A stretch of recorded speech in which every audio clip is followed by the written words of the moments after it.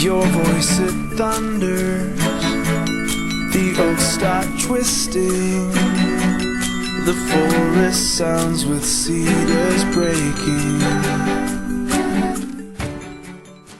Igual que Jonás hoy día, quiero salir arrancando para el otro lado. Sí. Estamos viendo, o empezamos a ver, y se hizo una introducción la semana pasada para el libro de Jonás. Y el libro de Jonás, de alguna manera, nos provee un paraguas bien amplio respecto a lo que es la misión, ¿ya? A lo que implica y las cosas que pasan cuando el Señor quiere hacer su plan en medio nuestro, cuando el Señor quiere usar a gente, cuando el Señor quiere enviar a alguien, y alguien como Jonás, imperfecto, ¿cierto? Igual que usted, igual que yo. Repasando algunas cosas de las que vimos la semana pasada. Jonás fue un profeta, ¿cierto?, del pueblo de Israel, que nació en el reino de Israel, el reino del norte, en una ciudad que se llamaba Het-Hefer, en Galilea, muy cerca de Nazaret. Israel estaba dividido, era el pueblo de Dios, pero estaba dividido, ¿cierto? El norte con Israel y el sur con el reino de Judá. El pueblo de Israel fue un pueblo que hizo lo malo, igual, Judá también, pero vemos en Reyes, ¿cierto?, como el reino del norte frecuentemente y con mayor razón hizo las cosas mal delante del Señor, se desvió muchas veces de lo que era el plan de Dios, lo que quería el Dios para su pueblo. Y los profetas cumplían o tenían el propósito de proclamar, de llevar, digamos, palabras, ¿cierto?, del Señor, mensajes del Señor, para que se volvieran a Él, para que se arrepintieran. No quiero que perdamos de vista esto, porque en realidad, de alguna forma, el Israel, ¿cierto?, del Antiguo Testamento y en el tiempo somos la iglesia. El Señor nos manda mensajes, ¿cierto? Venimos al culto de manera regular, ¿cierto?, a escuchar su palabra, porque necesitamos corregirnos, ¿cierto? Jonás tuvo un ministerio que no aparece en detalle en la Biblia, pero sí vimos también la semana pasada que profetizó victorias militares al pueblo de Israel. En realidad lo que dijo se cumplió, entonces de alguna forma Jonás, ¿cierto?, le había ido bien en su ministerio, ¿cierto? Por tanto, él podía, quizás tenía, bueno, algo de nacionalismo, algo también de ego por ahí, ¿cierto? Porque claramente lo que el Señor le había mandado a encomendar, tal cual pasó, ¿ya?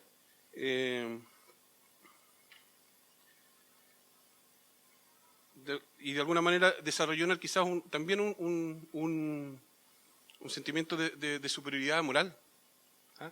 Que nos pasa a veces, ¿cierto? Cuando nos va bien, cuando hacemos las cosas bien y el Señor nos prospera, ¿ah? ¿Cierto? Nínive era una gran ciudad, también lo vimos la semana pasada, era una ciudad próspera en un imperio que era el asirio, que fue un imperio muy, muy cruel.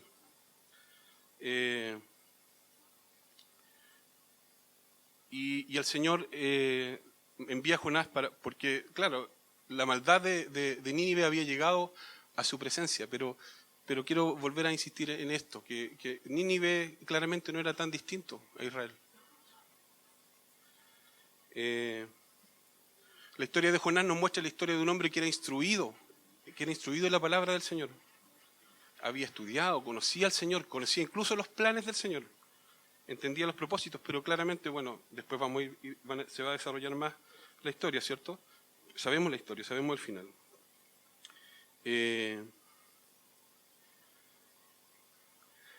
Jonás, de alguna manera, pecó, quiso llevarle la contra al Señor, pero el Señor le dio vuelta, ¿cierto? Le movió el piso y él finalmente él hizo la voluntad de Dios, no pudo oponerse a la voluntad del Señor. Nosotros no podemos oponernos a la voluntad del Señor. ¿Qué es realmente en el corazón de Jonás?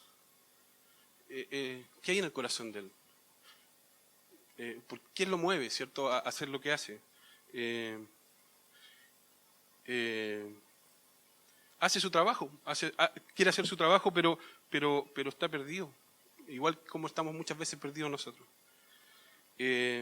Vimos también que la autoría del libro no es explícita, que es de Jonás, pero sí es probable que lo haya escrito él o que haya alguien muy cercano a él escrito esto con un propósito, porque él cuenta un relato y el relato de su vida con un propósito, y está en la palabra del Señor con un propósito de enseñarnos algo, ¿cierto? Digamos como reflexión también un poco grande, la Biblia nos muestra historias de gente, no nos muestra historias de gente buena. La Biblia, vemos muchas de las historias que usa gente pecadora, no usa gente completamente correcta.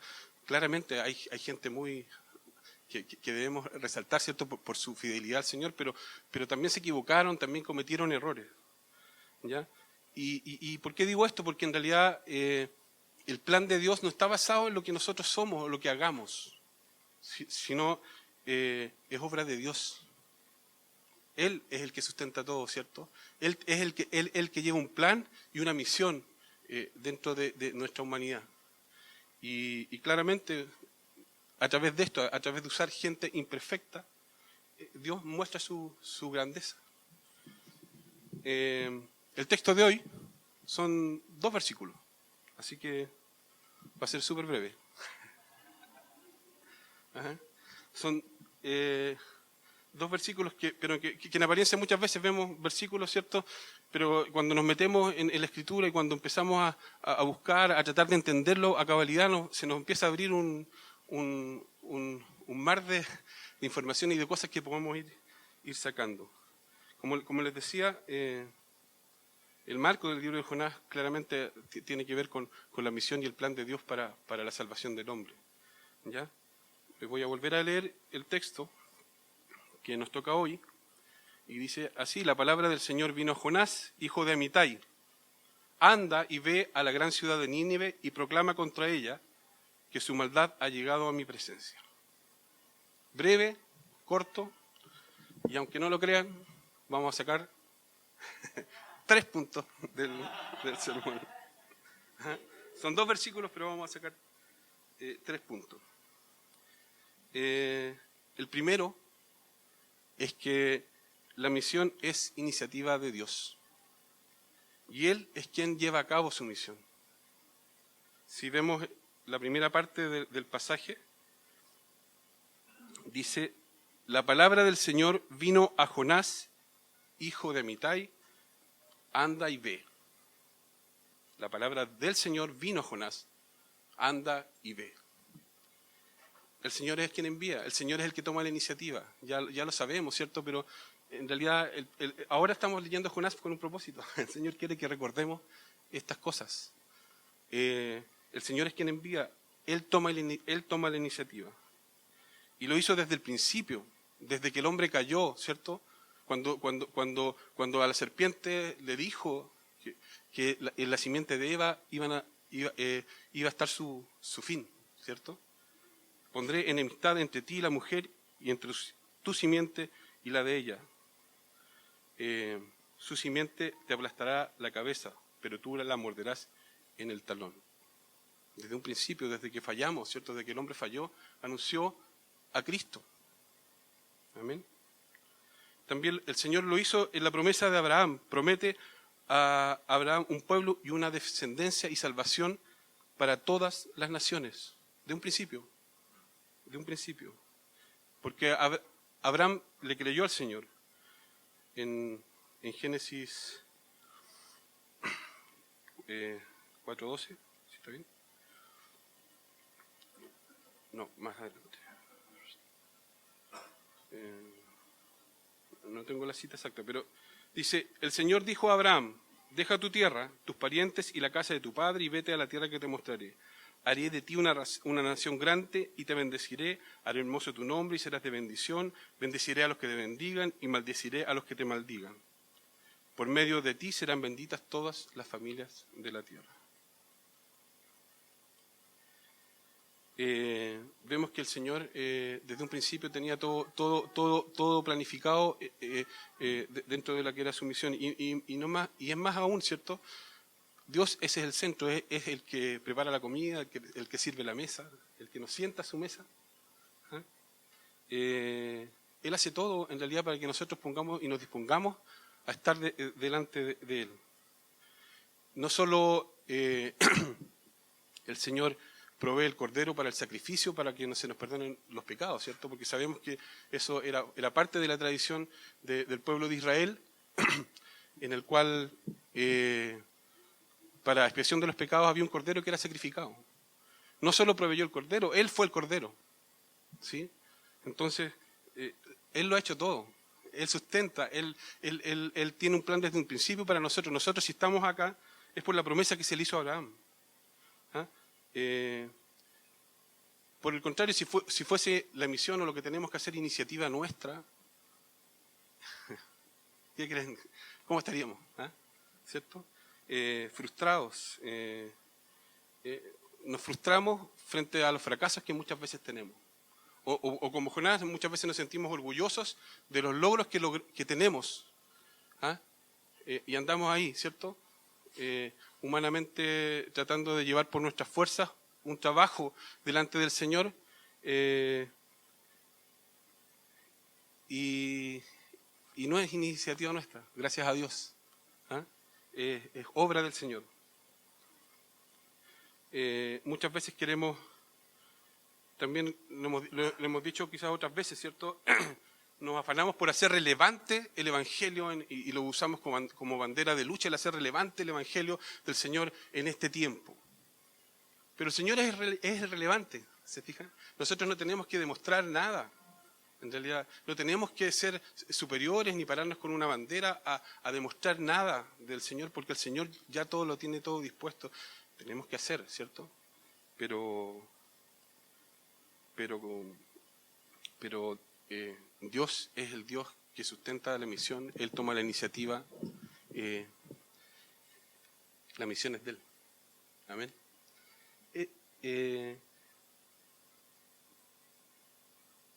Vemos a través de la historia, ¿cierto?, del pueblo de Israel cómo Dios preservó la simiente de Eva, ¿cierto?, pasando por distintas personas, por Abraham, pasó por Rahab, pasó por Ruth, que también eran mujeres incluso o personas que no eran parte del pueblo de Dios, pero llegaron al pueblo de Dios, ¿cierto? Vemos ahí, ¿cierto?, que el Señor mueve las cosas porque Él es Dios, pero usa gente, usa personas, y usa personas tanto de su pueblo, como podríamos decirlo en el Antiguo Testamento, como gente de afuera.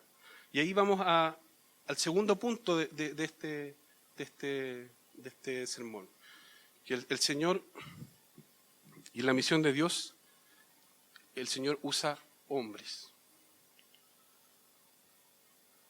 Y se relaciona con nosotros a través de la misión.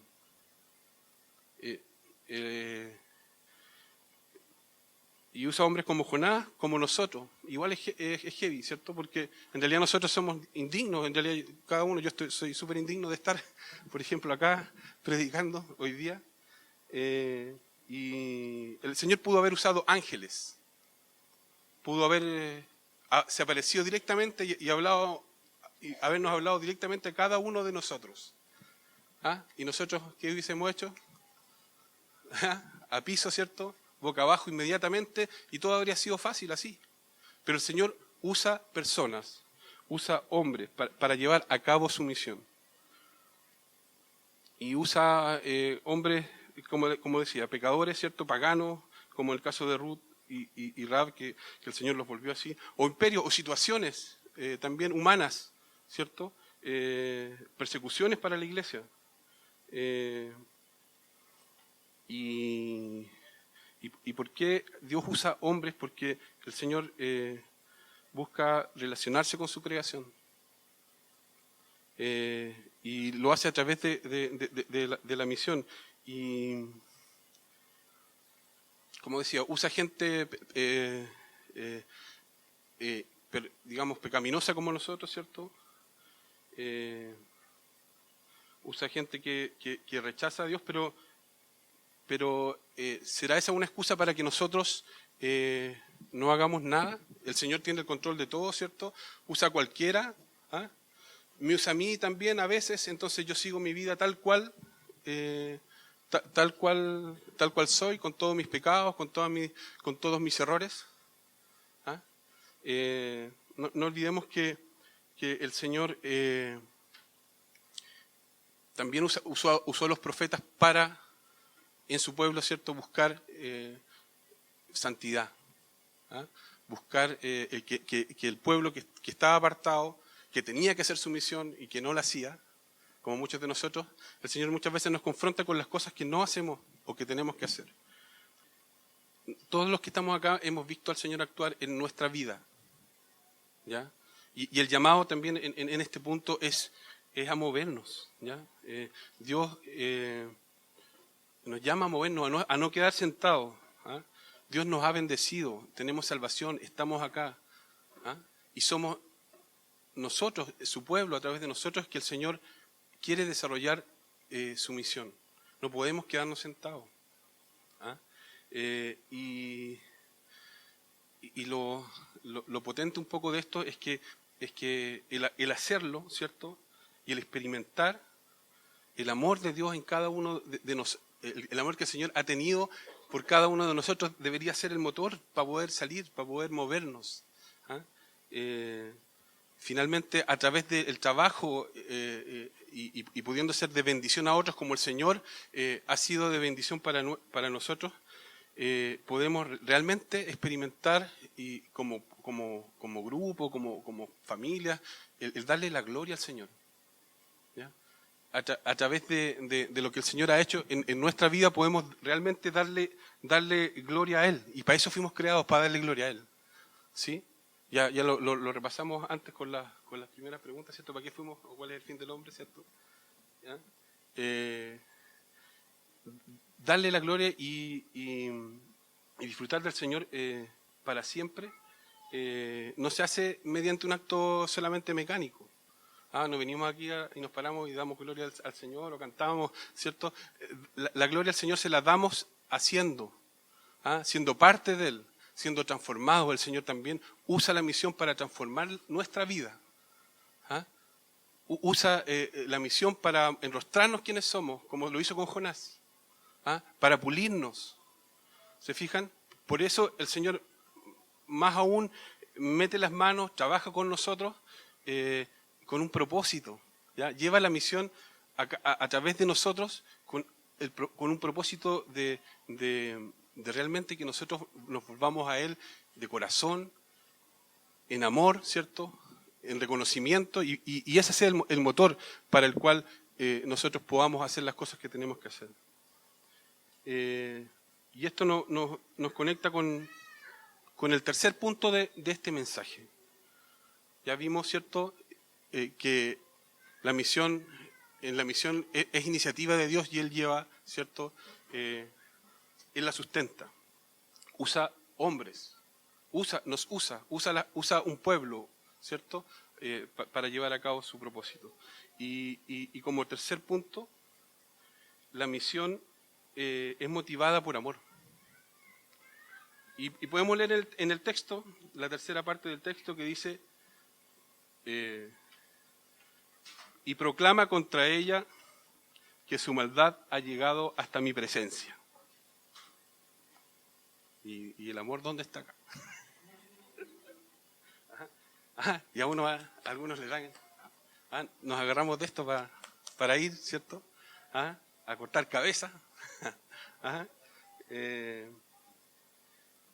Saben que hay mucha gente de afuera que caricaturiza a los canutos, ¿cierto? Porque caricaturiza viendo porque muchas veces mostramos a este Dios castigador, a este Dios que tiene que proclamar, ¿cierto? Y condenar, ¿cierto? Y enrostrarle a la gente sus pecados, ¿sí? Y la gente ve así a muchos, y los evangélicos principalmente, quizás se nos caricaturiza un poco de esa manera. ¿Ah?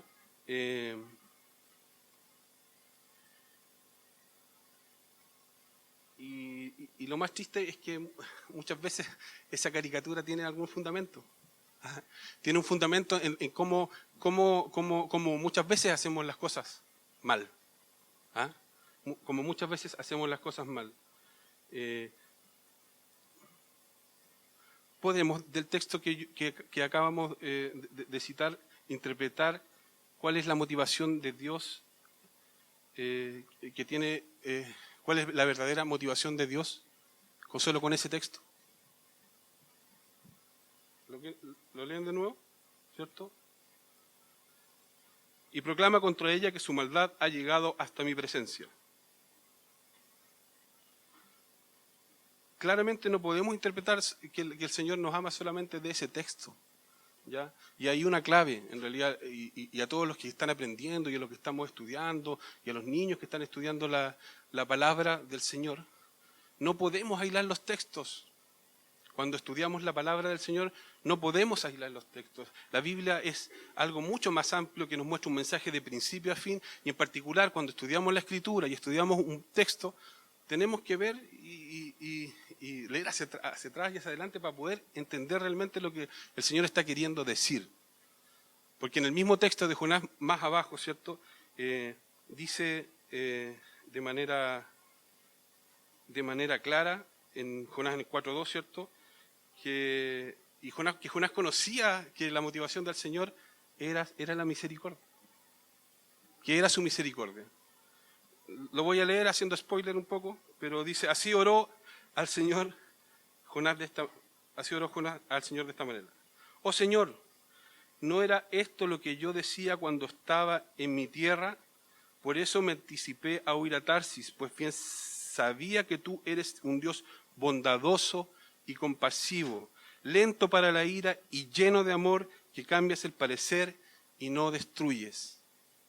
¿Cuál es la motivación del Señor para hacer lo que hace, para llevar a cabo su plan? Para enviar a gente, o profetas, o pastores, o cristianos, con un amigo, con quien sea, ¿cierto? A decirle, oye, estás mal, esto no te hace bien, arrepiéntete.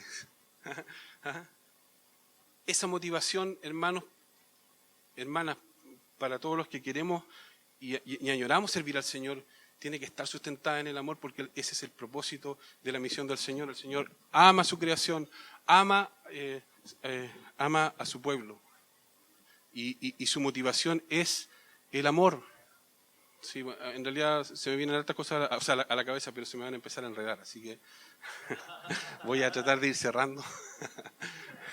Las tengo pauteadas, pero ya lo que quería plantear acá, en realidad es eso. Tenemos una cultura muchas veces cristiana que igual que Jonás, por su superioridad moral, vamos también y llevamos el Evangelio en una parada de sentirnos superiores. Y en realidad salimos del mismo barro y peor. Jonás reclamaba por ir a Nínive porque no eran el pueblo de Dios, porque eran pecadores o más pecadores que Israel, y él seguramente ya le había tocado, siendo profeta, proclamar en contra del mismo Israel. ¿Ah? Entonces tenemos un desafío.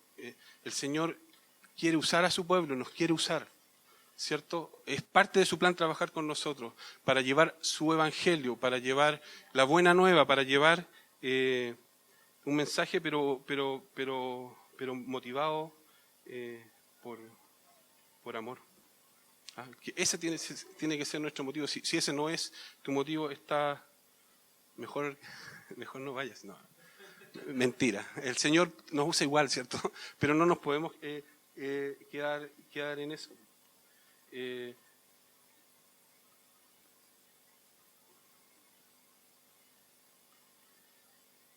Otra arista que puede tener un poco también esto del trabajo que tenemos que hacer y la motivación.